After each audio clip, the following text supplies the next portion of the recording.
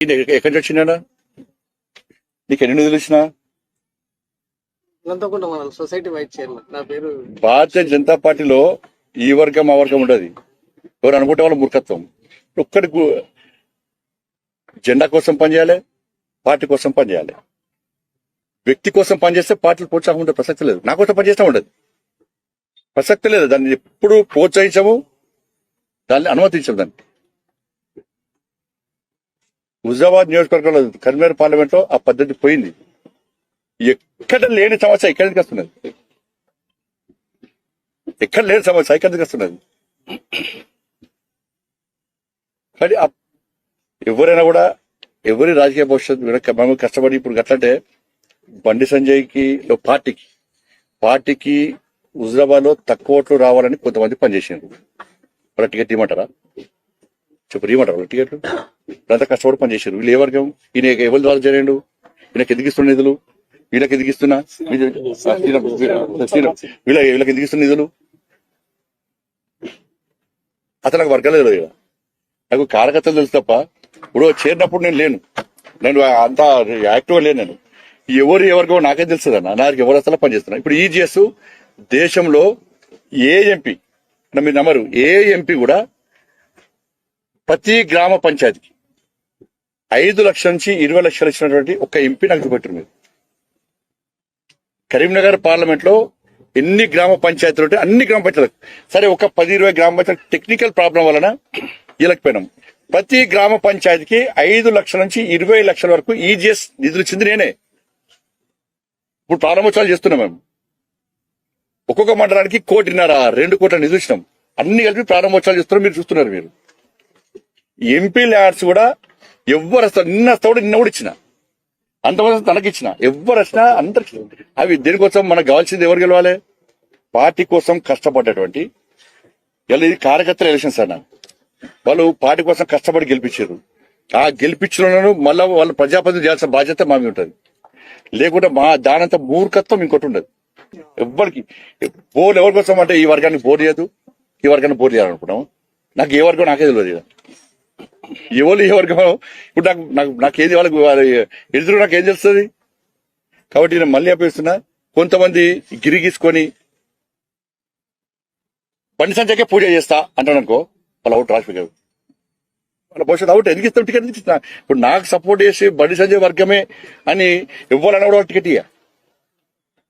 మోడీ వర్గం అనాలే, పార్టీ కోసం పనిచేస్తా. ఇది క్లారిటీ. ఇది ఇప్పటికైనా కొంచెం అటు ఇటు ఉంటే మీరు పార్టీ జెండా కింద రావాలి. నా కోసమే పనిచేస్తారు కానీ, ఇంకోటి కోసమే పనిచేస్తారు కానీ పార్టీ జెండా కింద రండి. ఒక జెడ్పీటీసీ టికెట్ ను సగం పనిచేయం. మనం దాన్ని సర్వే చేస్తున్నాం.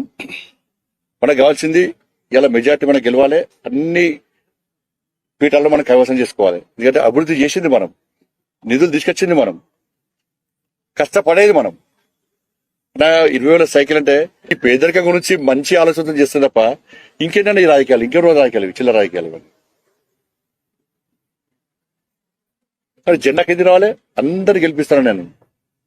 ఈసారి కష్టపడి పనిచేసిన ప్రతి కార్యకర్త, కరీంనగర్ పార్లమెంట్ లో ప్రతి కార్యకర్తను పక్క పోటీ చేస్తాము, సర్వే ప్రకారం టికెట్లు ఇస్తాము, పోటీ చేస్తాము. అందరిని గెలిపించే పూచినది అన్ని జరగ. ఇలా బయట ఇదంతా కష్టపడేది ఇప్పుడు దేనికోసమన్నా, ఎవరికోసమన్నా? నేను ఎంపీ గెలిచిన ఇంకెన్ని సంవత్సరాలు? ఇంకా 4 సంవత్సరాల దాకా ఏముంటది? కానీ ఎందుకు కష్టపడుతున్నాం? ఇవాళ 3 రోజులు ఢిల్లీలో ఉంటున్నా, దేశం మొత్తం తిరుగుతున్నా, 4 రోజులు కర్నూలులో ఉంటున్నా. దేనికోసం? కార్యకర్త కోసం ఉంటున్నాం మనం. కానీ ప్రజల్లో కూడా ఒక మంచి సందేశం, ఒక విశ్వాస నమ్మకం ఉండాలని చెప్పి ఒక ఆలోచనతో మాత్రమే ఇది చేస్తున్నాం తప్ప ఇవన్నీ బంద్ చేయాలి. ఎవ్వరు చేసినా బంద్ చేయాలి. దీన్ని ఎవ్వరు సహించరు. మీ మీడియా సోదరులకు కూడా దయచేసి విజ్ఞప్తి చేస్తున్నా, మాకు సహకరించండి. ఇటువంటి న్యూస్ రాయకూడదు. మీరు మీ చేతులు ఖరాబ్ అవుతాయి, మీ మైండ్ ఖరాబ్ అవుతుంది. ఆ ట్యాబ్లో కొట్టి మీ చేతులు కూడా ఖరాబ్ అవుతాయి. దేనికోసం? దాంట్లో ఏమవుతుంది? ఇప్పుడు సైకిల్ వంచడం రాయండి, ఇంకా సైకిల్ వంచాలని రాయండి, ఇంకా సమస్యలు కావాలని రాయండి. మరి మీరు అందరు సహకరిస్తేనే మేము ముందుకు పోతాం కానీ ఇప్పుడు నాకోసం రాయకూరి కార్యకర్తలు కష్టపడ్డారన్న. ఎన్ని ఓట్లు వచ్చిందమ్మన్నా? హైయెస్ట్ ఓట్లు వచ్చినాయి. ఎంత మెజార్టీ వచ్చిందన్నా? ఎవరు వచ్చిందన్నా? కార్యకర్త కష్టపడిన వచ్చినాయి కాదు, ఊహించని విధంగా హైయెస్ట్ ఓట్లు వచ్చినాయి. ఆ కష్టపడ్డల కోసం నేను పనిచేయాలా లేదా? వాళ్ళు దేనికోసం పని, బండి సంజయ్ కోసం కష్టపడలే, వాళ్ళ పార్టీ కోసం కష్టపడ్డారు. పక్క వాళ్ళు టికెట్ గెలిపిస్తాం. మీరు నాతో తిరగడంలో ఎవరు టికెట్ ఇవ్వాలి? నేను మీరు కర్మ చూడండి. పోయినసారి కార్పొరేషన్ కూడా నా కోసం నా చుట్టూ తిరగడంలో ఎవరు టికెట్ ఇవ్వాలి. పోస్ట్ కూడా చెప్తా, క్లియర్ ఇస్తా. నా బండి సంజయ్తో రోజు వచ్చి మా ఇంట్లో కూర్చొని, నా ఆఫీస్ లో కూర్చొని, బా నువ్వు ఆ హీరో అన్నా, జై సంజయ్ అన్నా అని నువ్వే తోపు అన్నా అని పోతాను. వాళ్ళ టికెట్ ఫస్ట్ టికెట్ ఇయ్యదని చెప్పాను. పార్టీ బాధ్యత కూడా ఏదని చెప్పాను. ఇప్పుడు కృష్ణారెడ్డి నాకు అంత పరిచయం, జిల్లా అధ్యక్షుడు కృష్ణారెడ్డి నాకు వ్యతిరేకంగా చేసిన అంతకుముందు. అడుగును ఒకసారి. కానీ కృష్ణారెడ్డి కమిట్మెంట్ చేసి నాకు వాస్తవం చెప్తున్నా. కృష్ణారెడ్డి కమిట్మెంట్ తెలుసు. ఒక విద్యార్థి పరిషత్ లో తమిళనాడులో ఫుల్ టైమర్ గా ఉండి ఏ విధంగా అక్కడ ఆర్గనైజేషన్ పెంచిండో ఆయన కమిట్మెంట్ తెలుసు. నేనే కృష్ణారెడ్డి ఫోన్ చేసి, అవునా కృష్ణారెడ్డి, నేనే ఫోన్ చేసి నువ్వు తమిళనాడులో ఎట్లా కమిట్మెంట్ తో పనిచేస్తావో అట్లా పనిచేయబోయి అని చెప్పించి జిల్లా అధ్యక్షుడు. కృష్ణారెడ్డి ఏ రోజు జిల్లా అధ్యక్షులతో ఉంచుకోలేదు. నేను నా వర్గం కాదని చెప్పి దూరం పెట్టినా. ఈ వర్గాలు ఏంది నాకు అట్లా వాళ్ళకి గెలిచడం అయిపోయాయి. ఇప్పటికే వర్గం ఇంకా 4 సంవత్సరాల వరకు ఏముండదు. కానీ కార్యకర్తల భవిష్యత్తు నాశనం చేయద్దు. ఈ కార్యకర్తలు ఎన్నికల్లో పాల్గొనబోతున్నారు. ఎన్నికల్లో గెలిపించాల్సిన బాధ్యత మనది. ధన్యవాదాలు. ఇది పార్టీకి ఊపిరి పోసే అడ్డ, నాయకులకు స్ఫూర్తినిచ్చే అడ్డ, రేపటి గెలుపుకు సంకేతం ఇచ్చే అడ్డ ఇలా షామిల్పేట అడ్డ. దాన్ని పట్టుకొని వాడు సైకోనా, సాడిస్టా, వాడు మనిషా, పశువా, వాడు ఏ పార్టీలో ఉన్నాడు, వాడు ఎవరు అండతో ఆ ధైర్యం చేస్తున్నాడు, వాడిని ఎంచుకోవాలి. కానీ బీ కేర్ఫుల్ కొడుక, బీ కేర్ఫుల్. నేను శత్రువుతో కొట్లాడతాను, కానీ కడుపుల కత్తులు పెట్టుకొని కవలించుకునే సంస్కృతి నా రక్తం లేదు కొడుక, నా రక్తం లేదు. ఇవాళ మీరు ఎవరెవరు సోషల్ మీడియా పెడుతున్నారో, ఏమేమి రెచ్చగొడుతున్నారో, ఏమేమి చేస్తున్నారో మొత్తం పైకి పంపించే ప్రయత్నం చేస్తా. నేను అనుకుంటున్నా సంస్కారం ఉందని, సభ్యత ఉందని ఇట్లాంటి వాటిని అరికట్టాలని చెప్పి భావిస్తున్నా. అరికట్టకపోతే నష్టపోయేది ఎవరో అర్థం చేసుకోండి. నష్టం మాకు కాదు, మాకేం తక్కువ ఉంది? అసలు మీరు ఎవరు? అసలు నీ శక్తి ఏంది, నీ యుక్తి ఏంది, నీ చరిత్ర ఏంది, మా చరిత్ర ఏందిరా? 2002 వచ్చింది ఆ జిల్లాకి, 2002 వచ్చింది ఆ జిల్లాకి. 2 సార్లు నేను జిల్లా పార్టీ అధ్యక్షుడిగా పనిచేసాను, నేను 2 సార్లు జిల్లా మంత్రిగా పనిచేసాను. నేను నా అడుగు పడని గ్రామాల్లో కరీంనగర్ జిల్లాలో, ఉమ్మడి కరీంనగర్ జిల్లాలో నా అడుగులు పడని గ్రామాల్లో, ఉమ్మడి కరీంనగర్ జిల్లాలో నేను కరీంనగర్లో ఉంటే పొద్దున ఉదయం పొయ్యి ముట్టిస్తే రాత్రి 12 గంటలు కూడా ఆ పొయ్యి ఆరిపోయేది కాదు. ఒక్క హుజరాబాదు, ఒక కమలాపురం వచ్చినది కాదు బిడ్డ, మొత్తం కరీంనగర్ జిల్లా మొత్తం వచ్చేది. పక్క పొందిన జిల్లాలు కూడా అప్పుడప్పుడు వచ్చిపోయేది. ఇవాళ నేను 2 సార్లు 44 నేను చెప్తున్నా అంటే నాకు తెలియని జిల్లా ఉంటుందా? నేను పోని మండలం ఉంటుందా?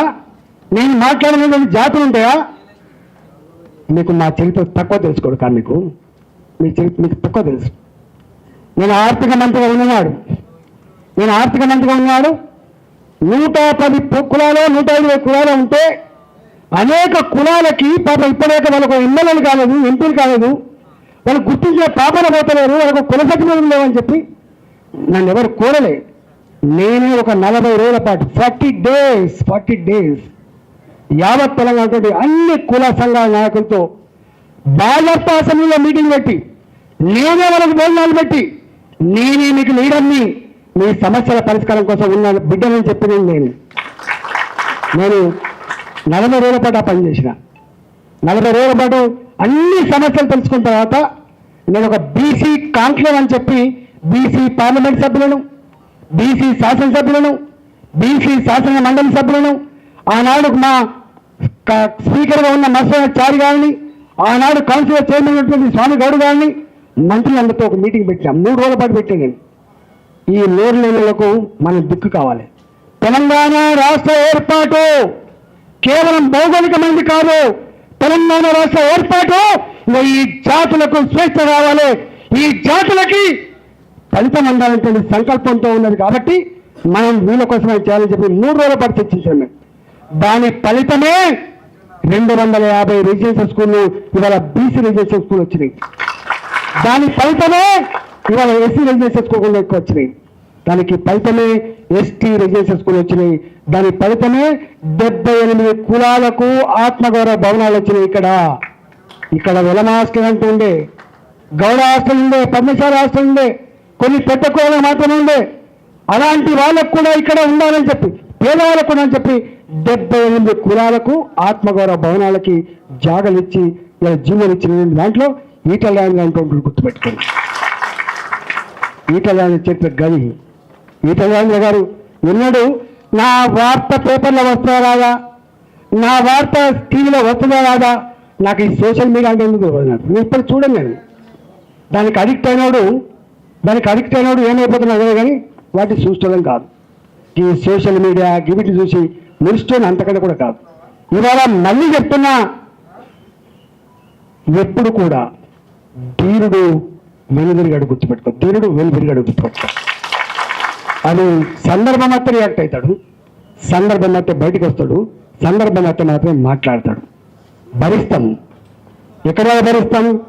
మీరు ఎట్లయితే భరించలేక ఇక్కడికి వచ్చిందో